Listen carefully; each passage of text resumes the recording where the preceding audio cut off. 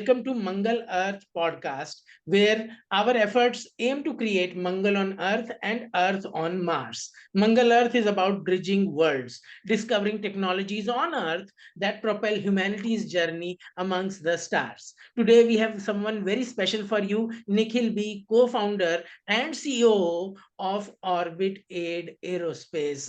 Hello, Nikhil, how are you? Good, thank you. Thank you. Really appreciate the opportunity to be on the Mangal Earth podcast. And to introduce myself, I'm Nikhil, as he said, co-founder and CEO of Orbitate.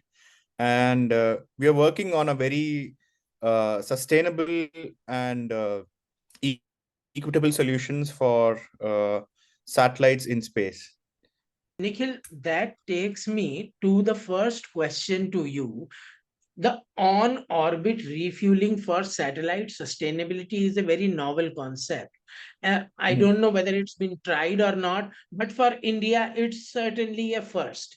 Can you tell us what do you mean by sustainability of satellites by extending their operational lifespan? Why is on-orbit refueling necessary right now?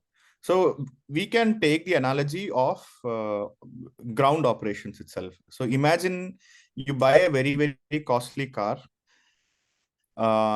and you buy it with a very, very happy mood and atmosphere. You fill the tank up with petrol and you drive it around.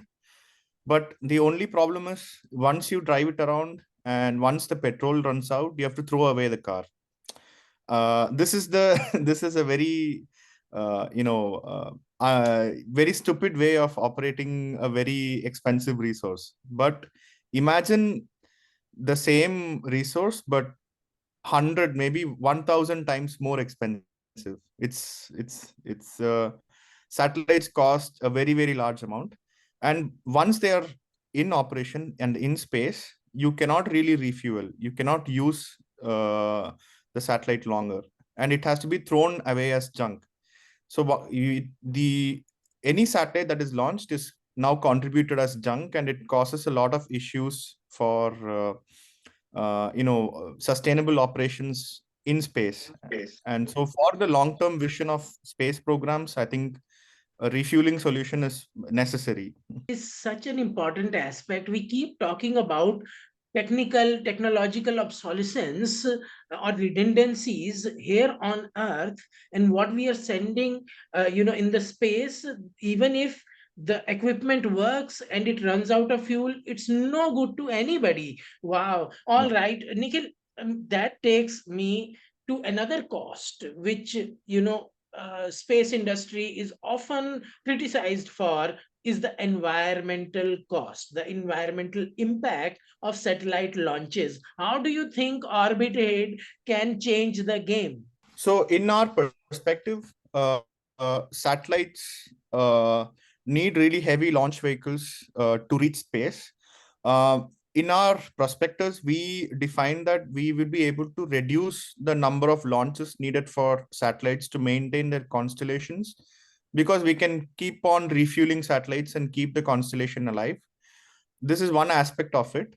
The other aspect is we can extend life of satellites, which actually record data and information, which tracks events like climate change, wind patterns, which take care of data of farms, water bodies, etc. These really invisible solutions that satellites provide, really keep life here on Earth going on smoothly. I think one could not imagine such GPS access about 10, 15 years ago in India. And I think now pretty much every big town has street view. So all these improvements in quality of standard is only possible through scientific solutions such as this.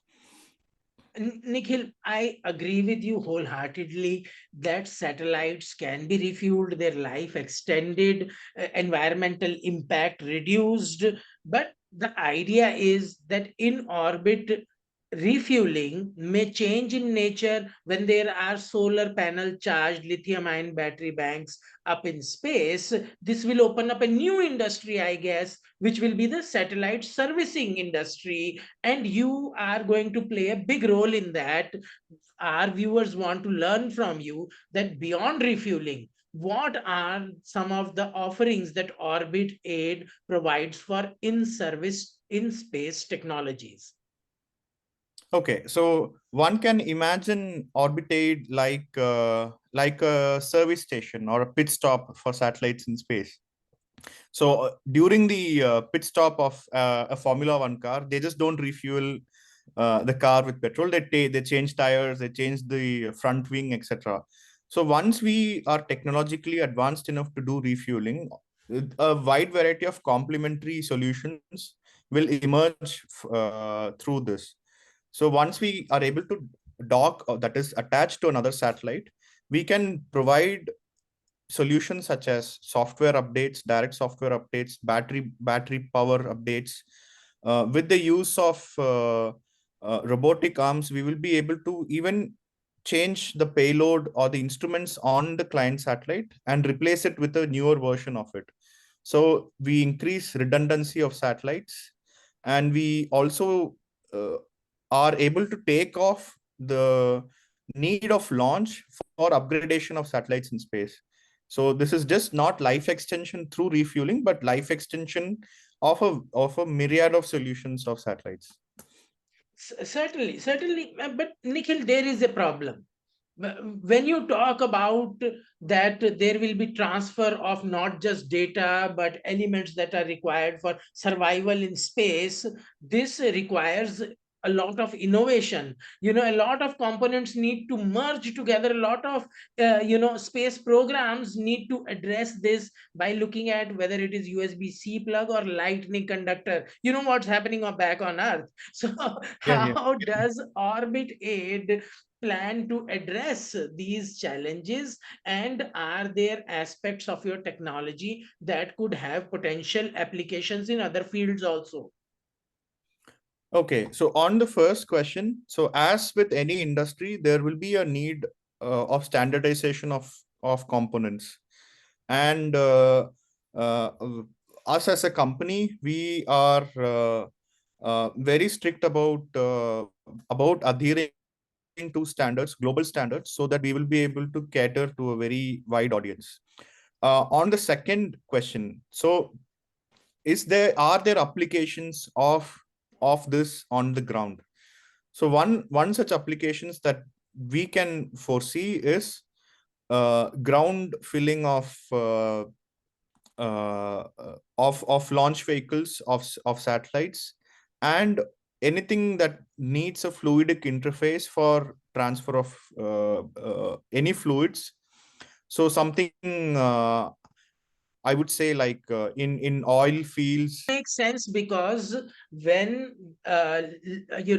petroleum, for example, is taken out of ground, it is at a very different temperature than it has to Yes. be when it is transported. So when you are dealing with cryogenic fuels, okay, all right. So going to the next question, we want to understand from you the future vision of sustainable space ecosystem. Looking ahead, what is Orbit Aid's vision for the role it plays in shaping the sustainable space ecosystem? How do you see your innovations influencing the trajectory of space exploration? Okay, so the push, I think there is a global push to not enforce, but rather encourage a circular economy in space as well. So we can probably imagine a circular economy or in some aspects on ground where we minimize waste, especially with the plastic recycling and other such solutions. And with satellites in space, we would also like to encourage circular economy in space. So which would include life extension through refueling, repair, reuse of satellite or space assets. So earlier dead satellites could now be revived with certain applications. earlier space junk, we can scavenge some scavenge some instruments and scavenge some payloads from these assets. So these are a wide variety of solutions, and on a very very longer term vision, I think the urge of humanity to explore beyond our horizons, I think it's an innate property.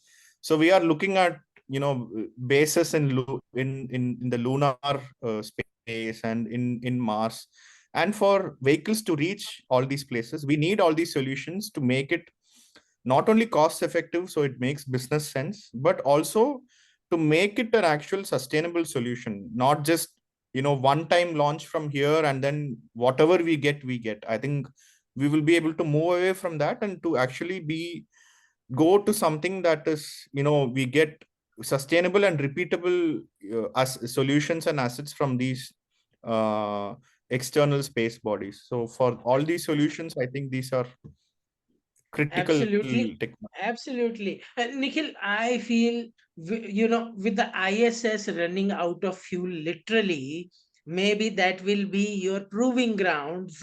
Maybe we will get control of the ISS one day through technology transfer, and orbit aid will help us propel our dreams of a space station quicker. All right. Thank you for watching Mangal Earth, the dual impact show that highlights innovations that not only revolutionize life on Earth but also propel us further into the cosmos. With that, this is Bhuvan Verma signing off. Mangalar.